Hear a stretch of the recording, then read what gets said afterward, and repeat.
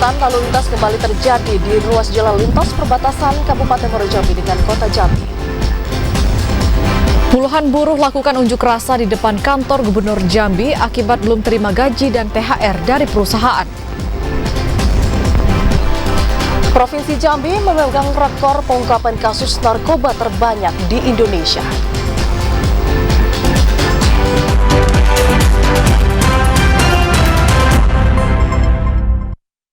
Assalamualaikum warahmatullahi wabarakatuh. Selamat sore saudara, Anda kembali menyaksikan Jambi hari ini, edisi Kamis 11 Mei 2023. Selain 3 topik utama tadi, tim redaksi kami juga telah menyiapkan sejumlah informasi penting dan menarik lainnya untuk Anda. Bersama saya, Septinita. Dan saya, Vidya Francisca. Inilah Jambi hari ini selengkapnya.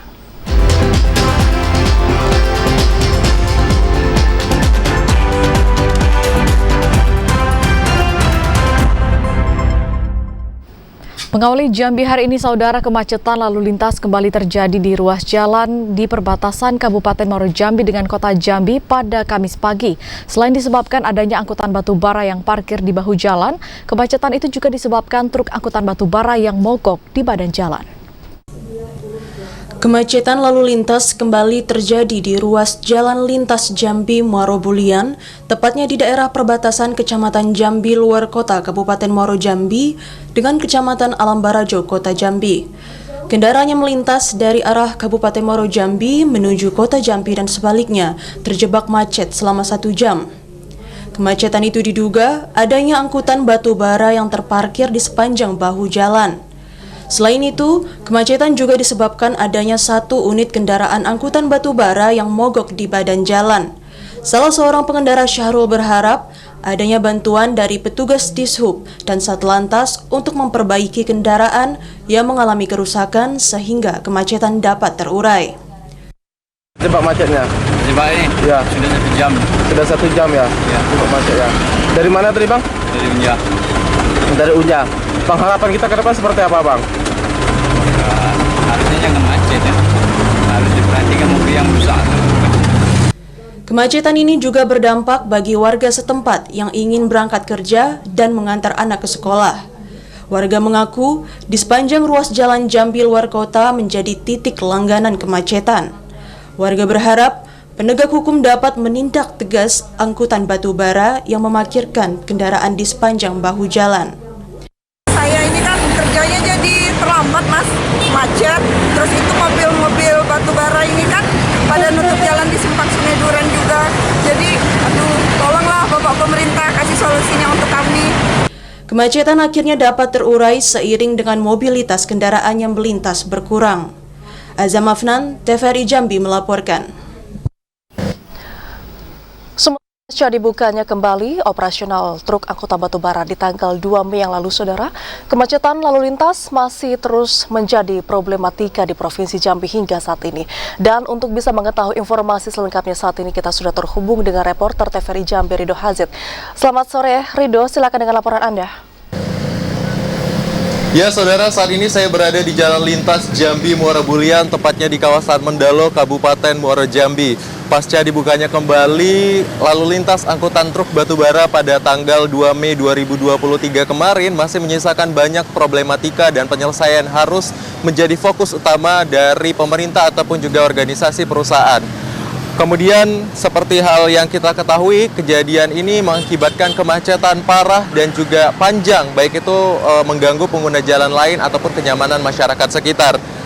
Dan bentuk kemacetan parah ini terjadi biasanya menjelang jam operasional atau menuju malam hari, di mana truk batubara melakukan parkir di bahu jalan dan memakan ruas jalan secara berlapis. Barulah pada pukul 21 waktu Indonesia Barat, baru truk-truk batubara ini masuk ke wilayah Kota Jambi. Terpantau ya, mulai dari sore hari ini banyak sekali mobil batubara yang sudah mulai parkir menunggu waktu jam operasional diizinkan, karena memang bisa kita lihat jalan yang ada sangat kecil dan juga sempit seperti itu. Dan juga dapat kami informasikan berdasarkan data PUPR hingga tahun 2023, Provinsi Jambi memiliki jalan nasional sepanjang 1.318,9 km, di mana sekitar 603,4 km jalan digunakan untuk angkutan atau lalu lintas truk batubara. Dari Komunitas Konservasi Indonesia, WARSI, mencatat telah kawasan tambang batubara maksud kami di Provinsi Jambi telah mencapai 10.332 hektar yang tersebar di beberapa wilayah yang ada di Provinsi Jambi.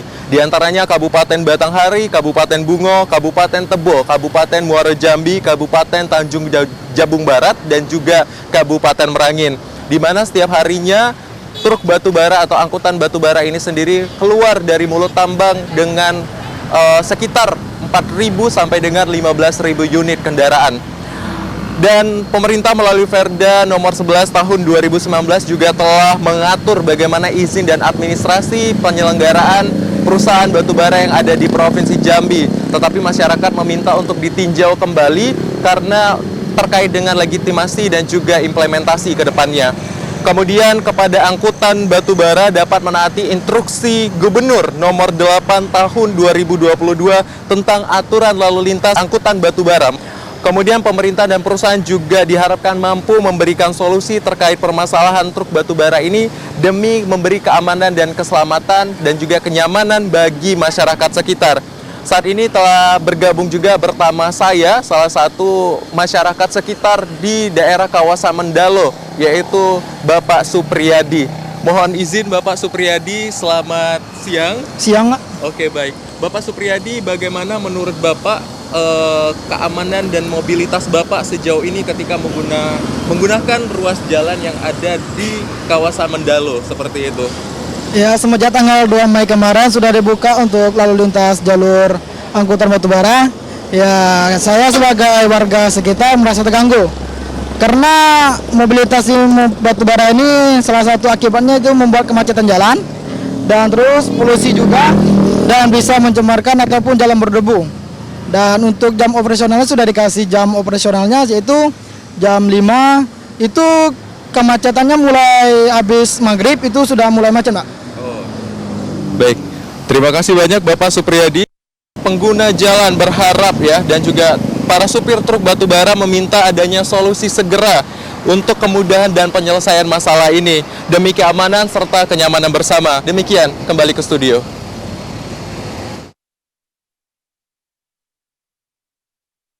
Dari Kabupaten Muaro Jambi sampai ke Kota Jambi. Terima kasih Ridho Hajat atas laporan Anda. Selamat bertugas kembali.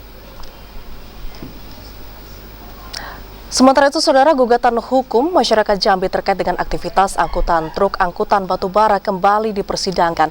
Dan pada sidang lanjutan kali ini masih beragendakan pemeriksaan kelengkapan berkas antara penggugat dengan tergugat.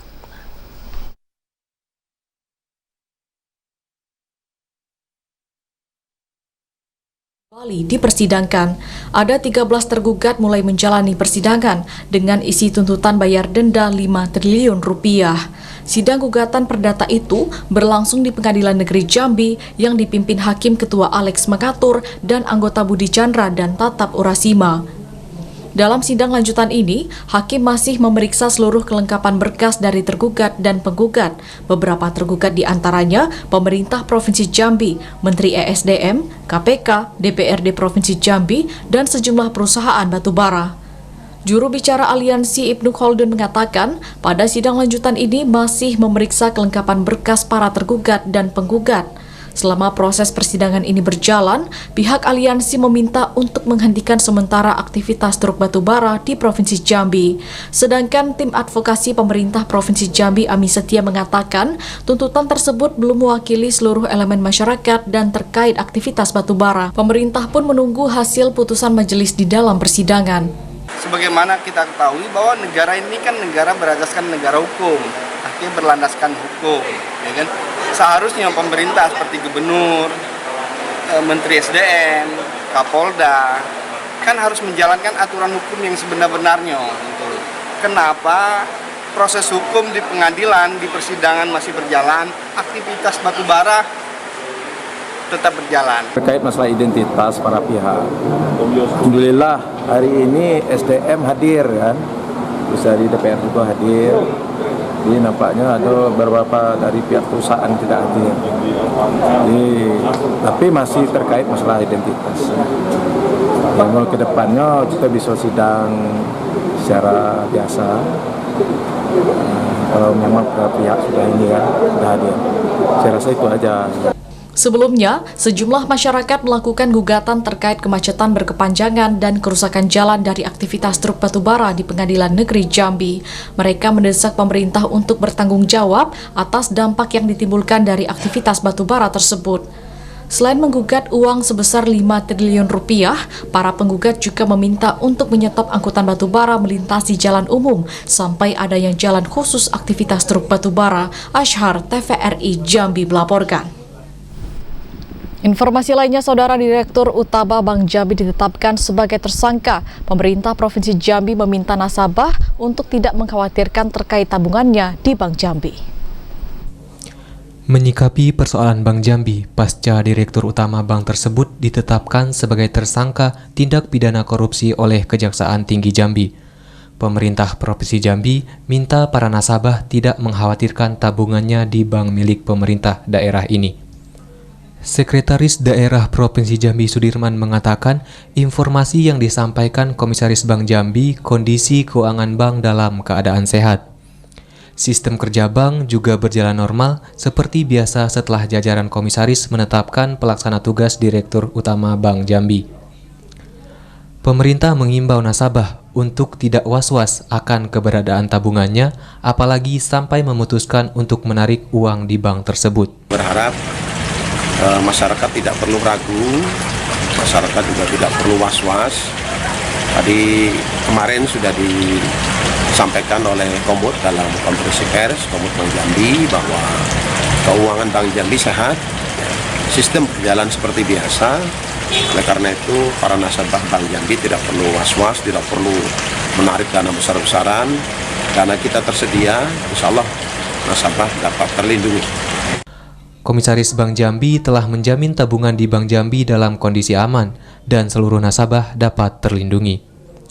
Sudirman juga menyampaikan, pemerintah menghormati proses hukum yang dilakukan oleh Kejaksaan Tinggi Jambi atas penetapan tersangka terhadap Direktur Utama Bank Jambi. Randy Arta, TVRI Jambi melaporkan. Karena belum menerima upah dan juga tunjangan hari raya, puluhan buruh menggelar aksi unjuk rasa di depan kantor Gubernur Jambi. Mereka menuntut keadilan dan juga hak dari karyawan untuk segera dibayarkan. Kemarin, Rabu sore 10 Mei 2023, puluhan buruh berunjuk rasa di depan kantor Gubernur Jambi. Mereka menuntut keadilan kepada pemerintah. Pasalnya, hingga saat ini belum menerima 2 bulan gaji dan tunjangan hari raya atau THR dari perusahaan. Puluhan buruh tersebut berasal dari Kumpeh, Kabupaten Muaro Jambi. Mereka bekerja di perusahaan Riki Kurniawan Kerta Persada RKK yang membidangi perkebunan kelapa sawit. Selain itu, mereka meminta agar instruksi Gubernur Jambi terkait kewajiban perusahaan membayar THR bisa dijalankan, sehingga upah dan THR yang belum dibayarkan oleh perusahaan bisa segera dibayar.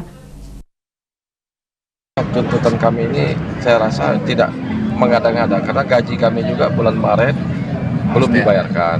Sudah itu lagi THR kami tidak dibayarkan sampai dengan saat ini. Sudah itu lagi karyawan yang dirumahkan itu tidak tahu posisinya sebagai apa. Apakah kami diberhentikan atau kami masih lanjut kerja? Tidak ada tahu. Tidak ada secara resminya, tidak ada pemberitahuan ke kami. Kepala Dinas Ketenagakerjaan dan Transmigrasi Provinsi Jambi Bahari membenarkan hal tersebut. Pasalnya, perusahaan itu sedang pilot sehingga tidak mampu membayar upah dan THR karyawan. Sekarang kita dalam proses mediasi. Mediasi pertama, kedua, kurator belum datang, sama pihak perusahaan sudah kita panggil. Besok mediasi ketiga, ya kan? Kita panggil para pihak untuk menyelesaikan ini dalam proses penyelesaian industrial. Kalau misalnya tidak datang juga, maka kami mediator akan mengeluarkan anjuran, perintahkan untuk membayar pesangon serta THR yang belum dibayar. Itu intinya tuh. Kalau enggak juga selesai juga nanti, ya silahkan aja lanjut ke pengadilan industrial. Pihak Disnakertrans akan tetap mengupayakan agar hak para buruh tersebut bisa dibayarkan. Disnakertrans juga sudah melakukan mediasi dan memanggil pihak perusahaan. Joko, TVRI Jambi melaporkan. Saudara PJ Bupati Sarlangun Henrizal meminta aparatur sipil negara dan juga kepala desa untuk mengundurkan diri jika maju sebagai calon legislatif di tahun 2024. Informasi selengkapnya akan kami hadirkan usai jeda. Tetaplah bersama kami di Jambi hari ini.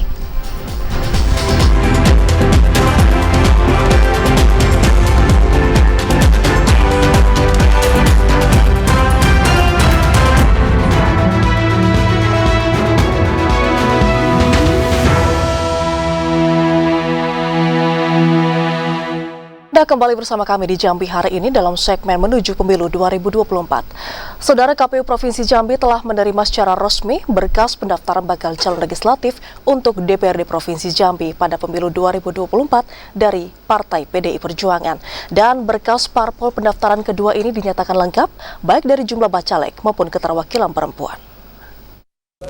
Diiringi kompangan dan reok Ponorogo, Ketua DPD PDI Perjuangan Provinsi Jambi beserta pengurus mendatangi kantor KPU Provinsi Jambi.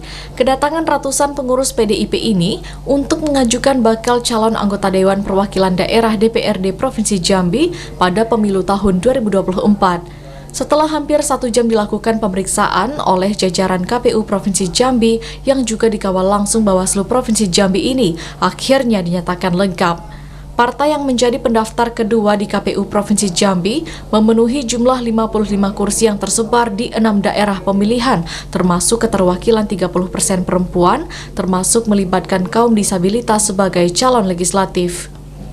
Anggota KPU Provinsi Jambi Nurholik mengatakan, pada hari ke-11 ini, dari 18 partai politik, 3 parpol telah melakukan pendaftaran, yakni Partai Umat, PDI Perjuangan, dan Partai Nasdem. Jadi hari ini tepat dimulai jam 10 tadi kita sudah menerima pendaftaran kedua dari partai politik. Untuk hari ini kita menerima, yang sudah kita lakukan adalah menerima Partai PDI Perjuangan. Oh, lancar, hari ini lancar, berkas langsung kita periksa, kita sesuaikan dengan silon dan semuanya lengkap. Dari 6 dapil yang ada di Provinsi Jambi semuanya lengkap dan semuanya sudah kita terima, tinggal kita lakukan verifikasi administrasi nanti di tanggal 15. Ketua DPD PDI Perjuangan Provinsi Jambi Edi Purwanto mengatakan, pendaftaran di hari ke-11 ini sengaja dilakukan secara serentak mulai dari pusat, provinsi, hingga kabupaten kota. Edi juga mengucapkan terima kasih atas bantuan KPU yang melayani dengan baik seluruh tahapan pendaftaran. Seorang kader perempuan PDI Perjuangan yakni Ratu Munawaroh mengatakan pihaknya sangat peduli dengan keterwakilan perempuan, bahkan melibatkan kaum disabilitas sebagai bakal calon legislatif pada pemilu 2024. Andri Wijaya, TVRI Jambi melaporkan. Jelang 3 hari penutupan pendaftaran bacalek DPRD Provinsi Jambi, KPU Provinsi Jambi baru menerima 3 partai, yakni Partai Umat, PDIP, dan Nasdem yang telah dinyatakan lengkap. KPU Provinsi Jambi menerima bakal calon legislatif Partai Nasdem di hari ketiga jelang penutupan bacalek. Kedatangan Partai Nasdem ini juga diiringi dengan kompangan dan barongsai yang dimainkan di halaman kantor KPU Provinsi Jambi. Setelah kurang lebih hampir 1 jam, berkas bacalek dari 55 bacalek di 6 dapil yang tersebar di Partai Nasdem dinyatakan lengkap. Anggota KPU Provinsi Jambi Abdizal mengatakan, setelah 55 berkas bacalek dari Partai Nasdem dinyatakan lengkap, pihaknya akan melanjutkan proses verifikasi dokumen lengkap, yang dimana tahapannya pada 15 Mei hingga 23 Juni mendatang. Hingga saat ini, baru 3 partai yang mendaftarkan bacaleknya, yakni Partai Umat, PDIP, dan Nasdem. Jadi 2 partai, total keseluruhan untuk Provinsi Jambi sudah 3 partai. Awalnya sebelumnya ada Partai Umat. Jadi besok kami tinggal menunggu 4 partai politik sudah mengonfirmasi akan menyerahkan dokumen. Oke, untuk Nasdem kan lengkap semua, 55 kursi. Untuk Nasdem dinyatakan lengkap, terisi semua. Untuk bakal calonnya dari 55 kursi di 6 daerah pemilihan. Begitu juga untuk PDIP. Nasdem tadi sudah lengkap. DPP juga sudah lengkap. Sementara, Ketua DPW Nasdem Syarif Hasan menargetkan kader atau caleg Partai Nasdem dapat menjadi pimpinan di DPRD Provinsi Jambi dan dapat mengusung kepala daerah. Yogi Ramadhani, TVRI Jambi melaporkan.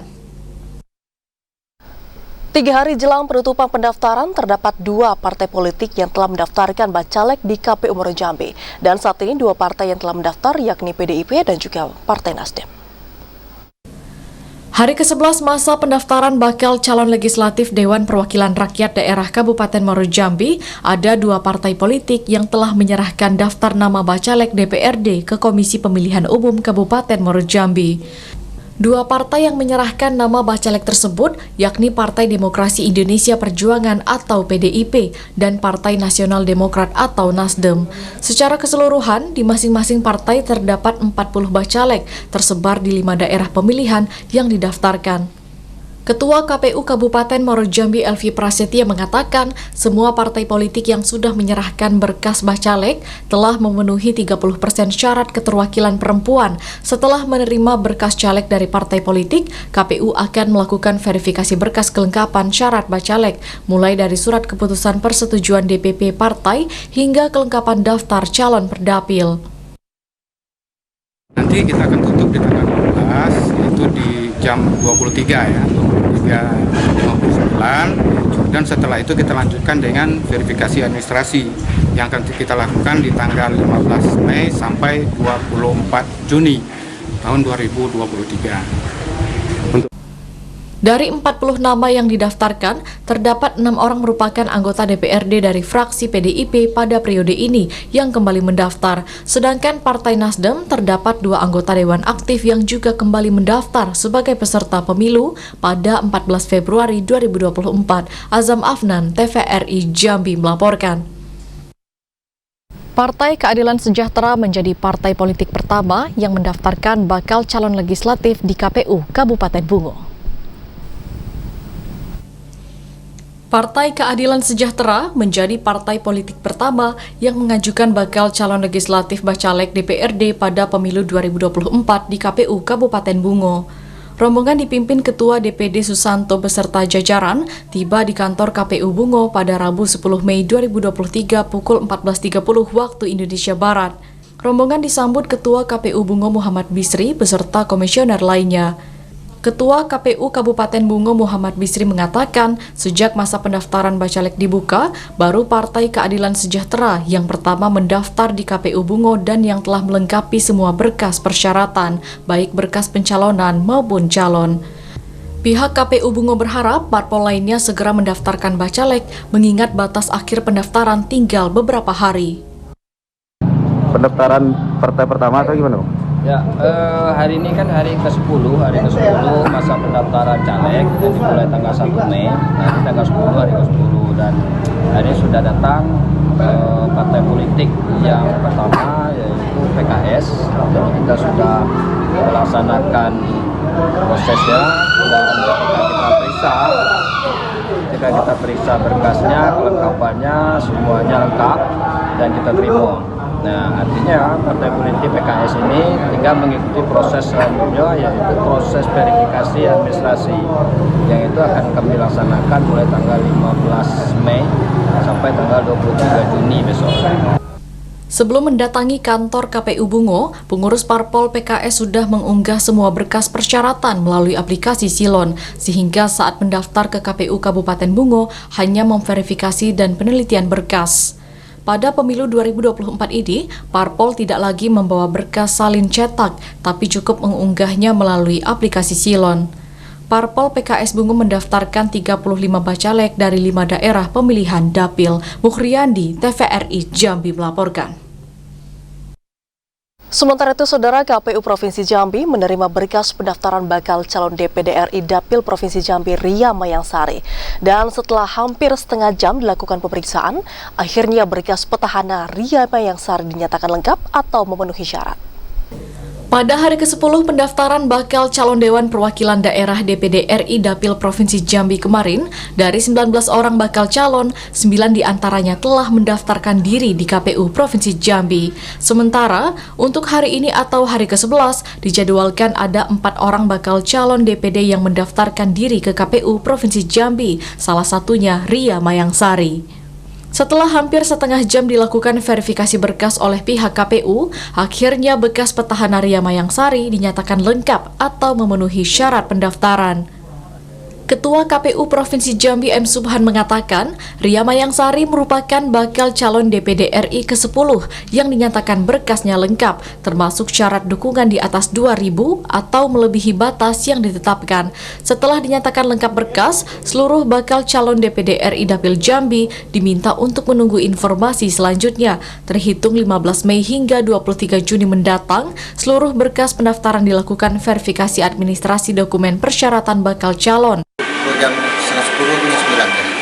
Itu kan Mayangsari daftar itu yang ke-10 dalam DPD yang ke-10 daftarkan negara. Kemudian nanti tadi sudah kita verifikasi dengan berkasnya di Silon, nanti dinyatakan Kendala Bang ya? Kendala.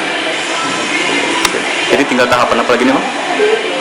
Nanti ada tahapan verifikasi administrasi, kemudian kalau perlu faktualisasi. Pada tahapan itu, nantinya jika ada berkas yang kurang lengkap, maka akan dikembalikan untuk diperbaiki oleh bakal calon. Sementara, sang petahana yang juga anak Gubernur Jambi ke-9 Fahrori Umar mengucapkan terima kasih atas pelayanan yang diberikan KPU Provinsi Jambi selama tahapan masa pendaftaran. Ria Mayangsari menilai KPU Provinsi Jambi sangat proaktif dalam memberikan informasi dan membantu jika terdapat kesalahan maupun kekurangan berkas pendaftaran. Andri Wijaya, TVRI Jambi melaporkan. Seorang kepala desa di Kabupaten Tanjung Jabung Timur terpantau di silon KPU. Bagi kepala desa yang ingin maju sebagai bacalek, diminta untuk mengundurkan diri. Pemilu serentak tahun 2024 terlihat akan diramaikan oleh kepala desa di Kabupaten Tanjung Jabung Timur yang maju sebagai calon anggota legislatif dari salah satu partai politik. Hal ini diketahui saat tim verifikasi sistem informasi pencalonan KPU Tanjung Jabung Timur melakukan penelusuran. Kepala desa tersebut secara sah dan fakta menjabat di salah satu desa di Kecamatan Geragai. Komisioner KPU Kabupaten Tanjung Jabung Timur, Nurdin Manesa membenarkan jika kepala desa bisa mendaftarkan diri sebagai calon legislatif. Oleh karena itu, yang bersangkutan diharuskan mengundurkan diri ketika mendaftarkan diri sebagai bakal calon legislatif. Pengunduran diri tersebut harus melampirkan beberapa syarat.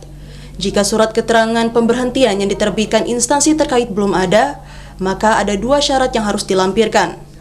Pertama, surat pernyataan pengunduran diri dari yang bersangkutan. Kedua, surat tanda terima penyerahan surat pengunduran diri atas nama bacalek yang diterima dinas instansi yang berwenang. Sedangkan SK pemberhentian bisa menyusul sebelum penetapan daftar calon tetap, sesuai dengan PKPU nomor 10 tahun 2023. Itu nanti baru ketahuan pada saat verifikasi nanti ya. Jadi syarat pengunduran diri bagi pejabat kepala desa atau anggota TNI Polri itu di aturan Juknis dia sudah ada surat keterangan pengajuan mengundurkan diri pada saat dia mendaftarkan diri sebagai calon. Untuk pendaftaran bacalek ini akan dibuka setiap hari dari tanggal 1 sampai 14 Mei 2023, pukul 8.00 sampai dengan 16.00 waktu Indonesia Barat. Kecuali tanggal 14 Mei 2023, hari terakhir pendaftaran akan ditutup pukul 23.59 waktu Indonesia Barat. Kliva Patria, TVRI Jambi melaporkan.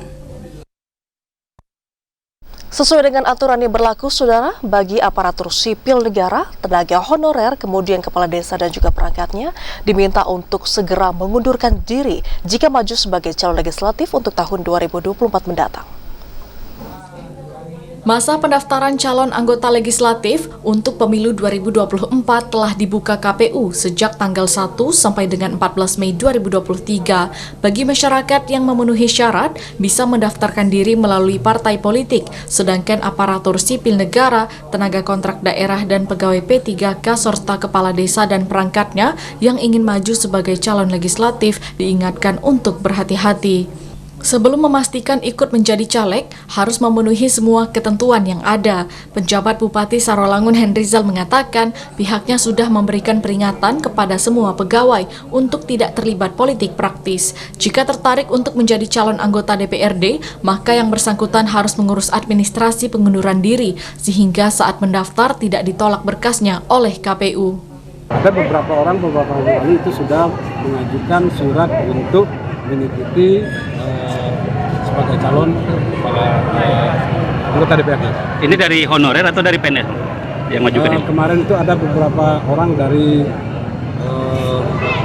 petugas ataupun PTT ya, pegawai tidak tetap dari pemerintah. Yang berkaitan dengan pemerintahan, saya pikir itu harus mengundurkan diri.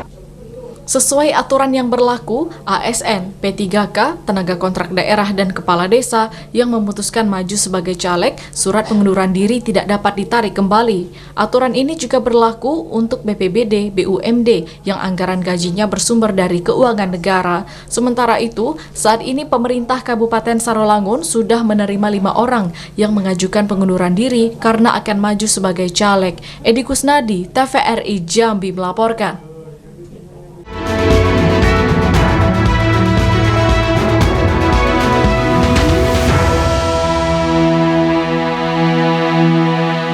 Sekda Provinsi Jambi Sudirman hadiri pelantikan pengurus daerah 5 keluarga besar FKPPI Jambi. Informasi selengkapnya saudara kami hadirkan dalam segmen editorial usai jeda sesaat lagi.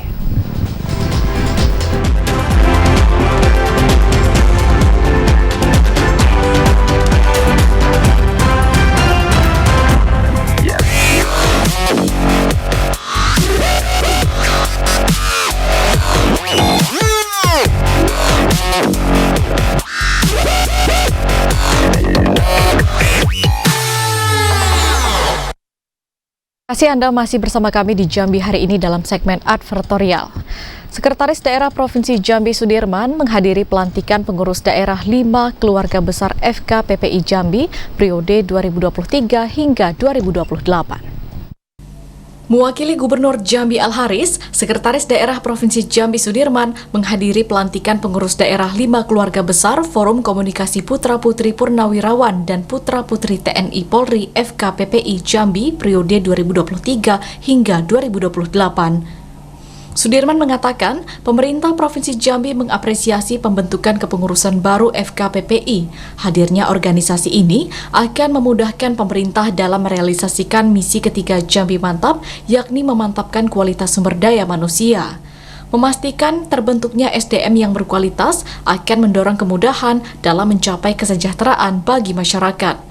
Sudirman menekankan, masyarakat Provinsi Jambi merupakan masyarakat majemuk yang terdiri dari berbagai agama, suku, ras maupun adat istiadat. Keberagaman ini harus menjadi sumber kekuatan bagi daerah. Hadirnya organisasi FKPPI akan menjadi wadah dalam merangkul sumber daya manusia yang ada untuk mengakselerasi pembangunan daerah. Ini bagian dari tugas pemerintah juga, memfasilitasi kepengurusan maupun pembentukan organisasi, dan hari ini kita menghadiri acara pelantikan pengurus daerah 5 keluarga besar FKPPI Provinsi Jambi. Sudirman berharap pengurus baru FKPPI Jambi mampu menjalankan visi dan agenda organisasi dalam rangka meningkatkan kinerja FKPPI untuk mendukung pemajuan daerah. Randy Arta, TVRI Jambi melaporkan. Saudara Bupati Adi Rozal menghadiri acara pengukuhan pengurus Majelis Ulama Indonesia Kabupaten Kerinci masa khidmat 2022 hingga 2027. Adi Rozal berharap Majelis Ulama Indonesia mampu memperkuat nilai-nilai keagamaan dan juga moral di tengah masyarakat terlebih menjelang pesta demokrasi di tahun depan. Bupati Adi Rozal kemarin menghadiri acara pengukuhan pengurus Majelis Ulama Indonesia Kabupaten Kerinci masa khidmat 2022 hingga 2027 bertempat di ruang pola kantor Bupati Kerinci Bukit Tengah, Kecamatan Siulak. Pengukuhan pengurus MUI Kabupaten Kerinci dilakukan langsung oleh Ketua MUI Provinsi Jambi Hadri Hasan. Untuk kepengurusan MUI Kabupaten Kerinci masa khidmat 2022 hingga 2027, terpilih Usman Yahya sebagai ketua, dan untuk kepengurusan lainnya diisi oleh beberapa tokoh agama terkemuka di Kabupaten Kerinci. Bupati Adi Rozal dalam sambutannya mengatakan, MUI memiliki peranan yang penting sebagai mitra pemerintah dalam menjaga kerukunan umat beragama serta memperkuat kegiatan keagamaan di Kabupaten Kerinci. Pemerintah Kabupaten Kerinci mengucapkan terima kasih kepada pengurus MUI masa sebelumnya yang telah bekerja dengan baik sehingga Kabupaten Kerinci tingkat pengamalan agama semakin baik. Sebagai contoh diantaranya hadirnya rumah-rumah hadis sehingga hadis-hadis Kabupaten Kerinci sudah semakin baik. Ini adalah kerjasama yang baik antara MUI dengan pemerintah. Bupati Adi Rozal berharap MUI mampu memperkuat nilai-nilai keagamaan dan moral di tengah masyarakat, terlebih menjelang Pesta Demokrasi tahun 2024. Ilwan, TVRI Jambi melaporkan. Badan Narkotika Kabupaten Bungo menyelenggarakan fokus group discussion. Bupati Bungo Mashuri yang turut hadir pada acara tersebut berharap sosialisasi tentang bahaya narkoba perlu digencarkan dilakukan. Bupati Bungo Mashuri menghadiri fokus group discussion atau FGD yang digelar oleh Badan Narkotika Kabupaten BNK Bungo di ruangan Cempaka Kuning, kantor Dinas Bapeda Bungo dengan tema Strategi Pemberantasan Peredaran Narkoba di Kabupaten Bungo. FGD tersebut dibuka langsung oleh Kepala BNNP Jambi Brigjen Wisnu Handoko dengan menghadirkan narasumber dari pihak Kapolres, Kalapas Kelas 2B, serta pihak Pengadilan Negeri Muara Bungo. Bupati Bungo Mashuri mengatakan, atas nama pribadi dan pemerintah kabupaten mengapresiasi kegiatan FGD yang digagas Badan Narkotika Kabupaten Bungo dengan menghadirkan narasumber yang berkompeten. Sementara itu, Kepala BNNB Provinsi Jambi Brigjen Wisnu Handoko mengatakan FGD ini untuk menyatukan visi BNNB Provinsi dan BNK Kabupaten dalam memerangi peredaran narkoba di Provinsi Jambi, khususnya di Kabupaten Bungo, karena narkoba menjadi bahaya laten yang harus diberantas untuk melindungi masa depan anak bangsa. Ini kita bersama-sama dengan Kepala BNN Provinsi Jambi dan Ketua BNK Kabupaten Bungo acara kegiatan FGD yang dilakukan oleh BNK Kabupaten Bungo. Saya rasa kegiatan ini cukup strategis, yang hadir luar biasa perwakilan-perwakilan dari masyarakat. Kami selaku Kepala Badan Narkotika Nasional Provinsi Jambi ikut bertanggung jawab, Pak, sehingga kami datang ke sini atas undangan dari Pak Wakil Bupati. Untuk apa? Bersama-sama masyarakat untuk memecahkan, mencari solusi bagaimana ini supaya Bungo ini bersinar. Sementara itu, dengan adanya peningkatan status BNK Bungo menjadi BNNK Bungo, perlu dibangun rumah sakit rehabilitasi khusus bagi pecandu narkoba, kemudian peraturan dusun tentang sanksi sosial larangan peredaran narkoba. Dari kesimpulan tersebut akan disampaikan BNNP Jambi ke BNN RI di Jakarta. Kegiatan fokus group discussion yang digagas BNK Bungo menghadirkan para Datuk Rio, Lembaga Adat Melayu, MUI, Ormas dan OKP, LSM, perwakilan media, serta mahasiswa. Kegiatan FGD tersebut juga dilakukan tanya jawab dan menghasilkan beberapa kesepakatan penting, yakni melakukan tes urin bagi calon siswa dan mahasiswa baru, serta calon pengantin baru. Mukhriyandi, TVRI Jambi melaporkan. Kesorotan lainnya, Saudara, Rektor Universitas Jambi, Profesor Sutrisno membuka seminar nasional tentang pengelolaan pertambangan batubara di Provinsi Jambi. Dan seminar tersebut dilaksanakan dalam rangka memperingati Disnatalis ke-60 Universitas Jambi. Dalam rangkaian memperingati Disnatalis ke-60, Universitas Jambi menggelar seminar nasional bertema pengelolaan pertambangan batubara berbasis kesejahteraan masyarakat di Provinsi Jambi, bertempat di salah satu hotel di Kota Jambi pada Rabu 10 Mei 2023. Rektor Universitas Jambi Profesor Sutrisno mengatakan, seminar nasional dengan tema pengelolaan batubara ini diharapkan dapat menumbuhkan inovasi baru dalam kegiatan penelitian dan pengabdian yang dilakukan oleh dosen maupun mahasiswa. Harapannya adalah bagaimana menumbuhkan penelitian pengabdian kepada masyarakat yang berbasis kepada agroindustri dan lingkungan seperti yang dicita-citakan oleh Universitas Jambi. Pertama, ini berkaitan dengan dosen-dosen kami untuk melihat bagaimana persoalan tentang tata kelola batubara, tata kelola pertambangan, kemudian berkaitan dengan environmental protection, kemudian konservasi lingkungan, serta bagaimana perubahan lahan pasca tambang. Seminar nasional menghadirkan beberapa narasumber, yakni Ketua DPRD Provinsi Jambi Edi Purwanto, Koordinator Inspektur Tambang Provinsi Jambi ESDM RI Redo Gusman, dan Guru Besar Fakultas Hukum Universitas Jambi Profesor Helmi. Jambi sendiri udah punya perda sebenarnya, perda nomor 2012, yaitu tentang peraturan pengangkutan batubara di Provinsi Jambi. Seminar nasional itu turut dihadiri Ketua Senat Universitas Jambi Profesor Samsuri Zaltan, Wakil Rektor Bidang Akademik Universitas Jambi Profesor Kamid, Direktur Pasca Sarjana Universitas Jambi Profesor Haryadi, para dosen, mahasiswa S1 dan S2, serta perwakilan dari instansi pemerintahan. Multazam, TVRI Jambi melaporkan. Saudara Kanwil Kemenak Provinsi Jambi terus mematangkan persiapan jelang keberangkatan haji yang direncanakan di tanggal 4 Juni mendatang. Informasi selengkapnya akan kami hadirkan usai jeda. Tetaplah di Jambi hari ini.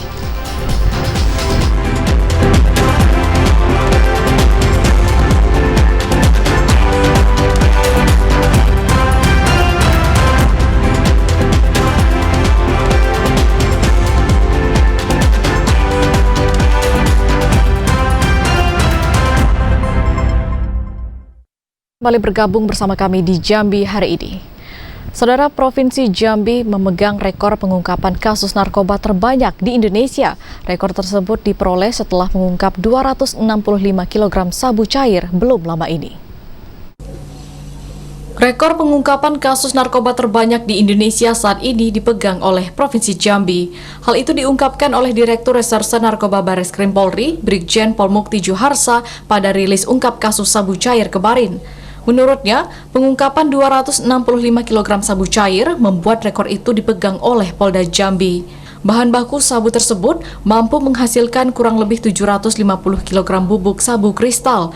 Mukti menegaskan Polri berhasil menyelamatkan 1.580.000 jiwa dari bahaya narkoba. Untuk pengungkapan mulai kebersamaan, insya Allah inilah langkah awal dari Jambi menuju Kota Kapolda dengan rekor tahun ini masih dipegang oleh Jambi sebanyak 750 kg sabu kristal.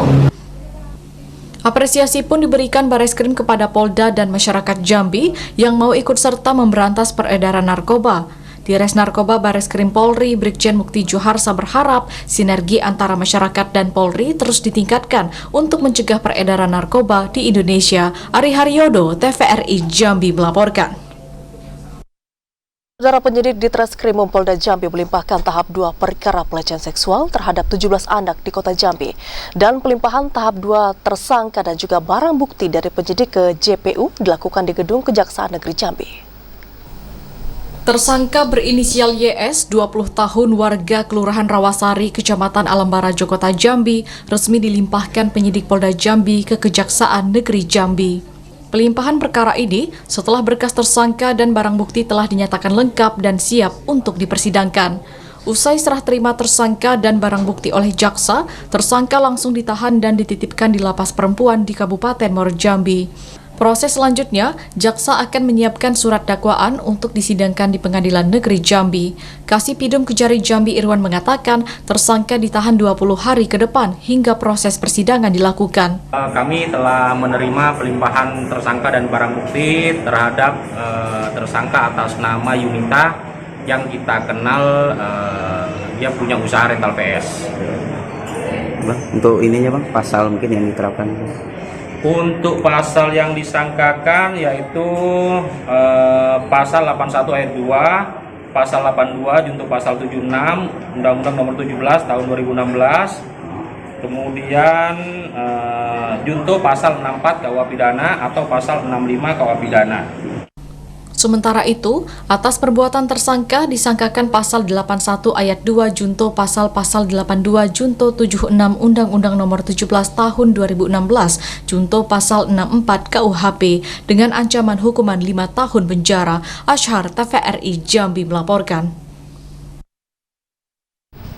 Kantor Pelayanan Perbendaharaan Negara KPPN gelar sosialisasi Peraturan Menteri Keuangan Nomor 210/PMK.05/2022. Sosialisasi yang digelar di Aula KPPN Jambi ini diikuti perwakilan Satuan Kerja Mitra KPPN Jambi. KPPN Jambi menggelar sosialisasi Peraturan Menteri Keuangan PMK Nomor 210/PMK.05/2022. PMK ini tentang tata cara pembayaran dalam rangka pelaksanaan anggaran pendapatan dan belanja negara atau APBN dan sistem aplikasi keuangan tingkat instansi atau sakti menggunakan nomor induk kependudukan atau NIK. Penerbitan PMK itu bertujuan untuk memayungi pelaksanaan APBN tahun 2023. Kepala Seksi Manajemen dan Kepatuhan Internal Ahmad Junaidi mengatakan, sosialisasi ini bertujuan untuk memberikan pemahaman kepada Satker Mitra KPPN Jambi tentang perubahan peraturan tata cara pembayaran dalam rangka pelaksanaan APBN yang baru. Sejak awal Januari 2023, aplikasi Sakti telah diluncurkan untuk seluruh Satker Mitra KPPN Jambi. Tak hanya itu, kegiatan ini juga mensosialisasikan adanya perubahan akses aplikasi dengan menggunakan NIK, sehingga satu pengguna atau user yang memiliki lebih dari satu akun akan menggunakan satu user dengan NIK. Di kegiatan ini juga kami juga mensosialisasikan penggunaan user Sakti yang sebelumnya menggunakan user Sakti yang berbagai macam user. Akhirnya kami akan satukan untuk satu pengguna Sakti yang mempunyai beberapa role menggunakan user NIK, nomor untuk kependudukan. Sosialisasi ini diikuti 229 Satker wilayah Provinsi Jambi. Pada sosialisasi ini turut diberikan pemberian penghargaan terhadap 19 Satker dengan indikator kinerja pelaksanaan anggaran atau IKPA dengan nilai sempurna. Yazid Iwan, TVRI Jambi melaporkan. Pelunasan biaya perjalanan ibadah haji reguler untuk tahun 2023 akan diperpanjang. Pasalnya hingga saat ini masih ada kuota yang belum terisi sehingga pelunasan diperpanjang hingga tanggal 12 Mei 2023 mendatang. Pelunasan biaya perjalanan ibadah haji reguler 1444 Hijriah tahun 2023 sesuai jadwal telah ditutup pada 5 Mei 2023. Namun, karena masih ada kuota yang belum terisi, sehingga pelunasan diperpanjang hingga 12 Mei 2023. Sementara itu, total 576 kuota jemaah haji Kota Jambi baru terisi 549 calon jemaah yang melunasi biaya perjalanan ibadah haji. Masih ada sekitar 33 kuota yang masih kosong. Melalui perpanjangan pelunasan biaya perjalanan ibadah haji itu, calon jemaah diwajibkan segera melunasi. Pasalnya, jika tidak membayar sampai waktu yang ditentukan, maka keberangkatannya akan ditunda dan menjadi prioritas keberangkatan haji tahun depan.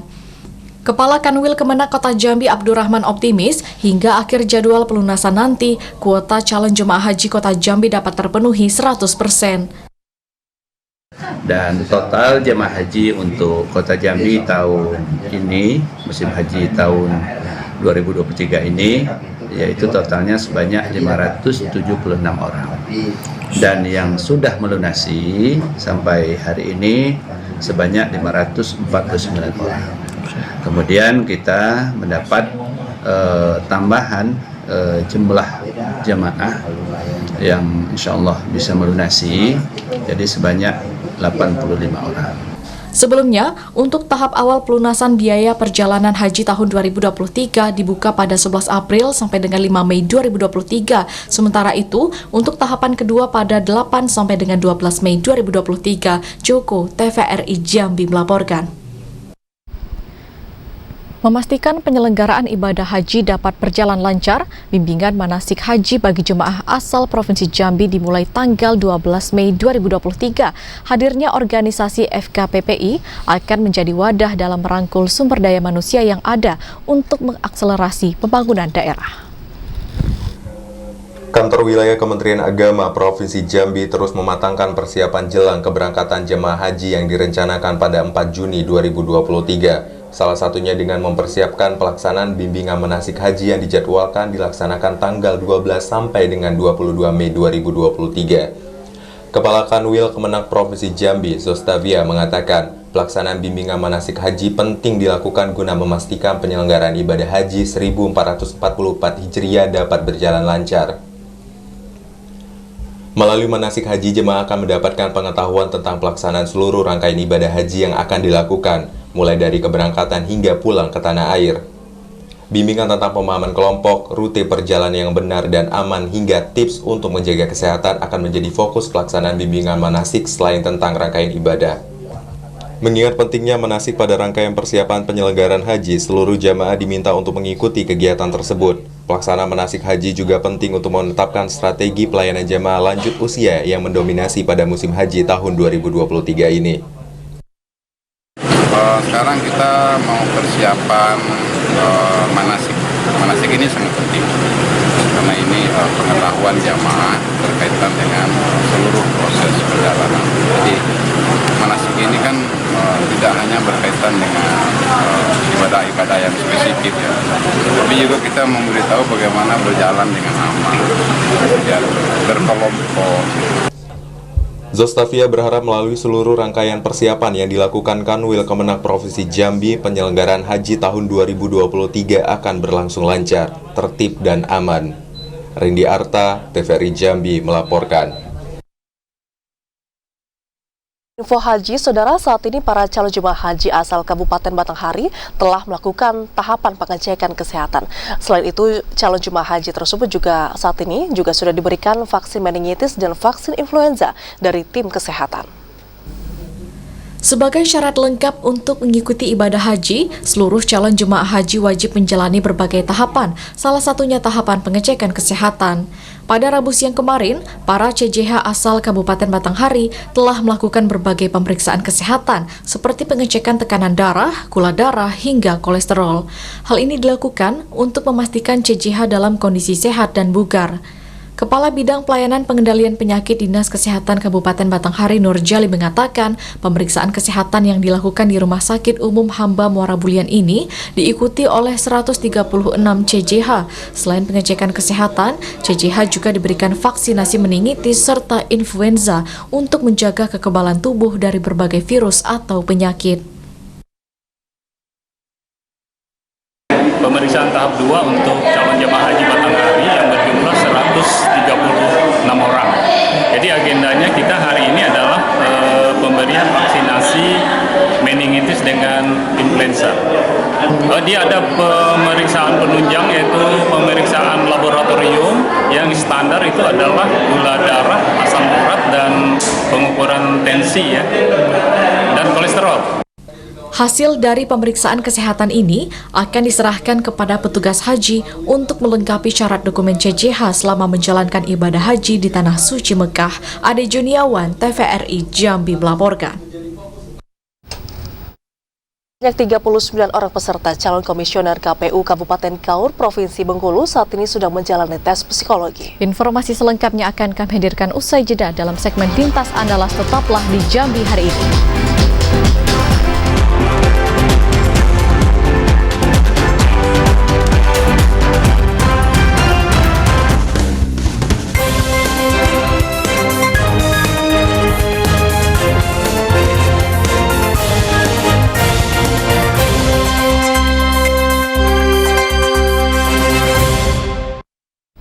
Terima kasih Anda masih bersama kami di Jambi hari ini dalam segmen Lintas Andalas. Informasi dari Provinsi Bengkulu, saudara, 39 peserta calon komisioner Komisi Pemilihan Umum atau KPU Kabupaten Kaur mulai menjalani tes psikologi. Pelaksanaan tes pun dikawal ketat Mabes TNI selama 4 jam. Pelaksanaan seleksi komisioner Komisi Pemilihan Umum atau KPU Kabupaten Kaur sudah sampai di tahap tes psikologi. Sebanyak 39 orang peserta mulai menjalani tes dengan dijaga ketat petugas dari Mabes TNI selama 4 jam lamanya. Ketua Tim Sel Komisioner KPU Kaur, Fernandes Maurisia, mengatakan hasil tes psikologi ini hanya ada 3 yang direkomendasikan dan tidak direkomendasikan. Nantinya nilai hasil tes psikologi akan digabungkan dengan hasil tes tertulis CAT pada Selasa lalu dan akan diumumkan sekitar tanggal 17 atau 18 Mei mendatang. Nanti hasil dari tes ini hanya ada 3, direkomendasikan, dipertimbangkan, dan tidak direkomendasikan. Hanya seperti itu.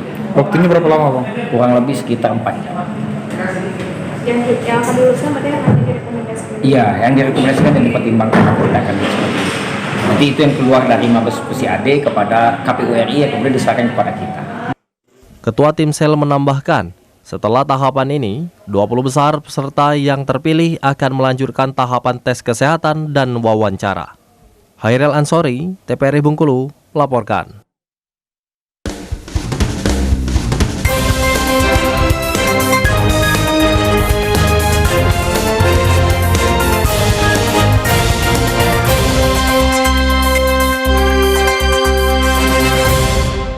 Dan Dan informasi tadi saudara sekaligus menutup perjumpaan kita di Jambi hari ini. Terima kasih atas perhatian dan juga kebersamaan Anda. Saya Vidya Francisca. Dan saya Septinita bersama kerabat kerja yang bertugas undur diri. Wassalamualaikum warahmatullahi wabarakatuh dan sampai jumpa.